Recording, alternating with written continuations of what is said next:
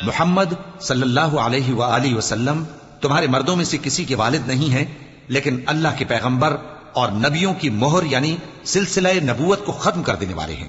اور اللہ ہر چیز سے واقف ہے۔ اے اہل ایمان، اللہ کا بہت بہت ذکر کیا کرو اور صبح و شام اس کی پاکی بیان کرتے رہو۔ وہی تو ہے جو تم پر رحمت بھیجتا ہے اور اس کے فرشتے بھی، تاکہ تم کو اندھیروں سے نکال کر روشنی کی طرف لے جائے، اور اللہ مومنوں پر مہربان ہے۔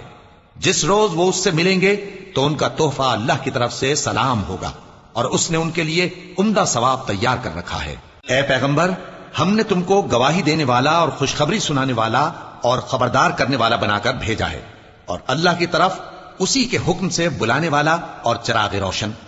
اور مومنوں کو خوشخبری سنا دو کہ ان کے لیے اللہ کی طرف سے بڑا فضل ہے، اور کافروں اور منافقوں کا کہا نہ ماننا اور نہ ان کے تکلیف دینے پر نظر کرنا، اور اللہ پر بھروسہ رکھنا، اور اللہ ہی کارساز کافی ہے۔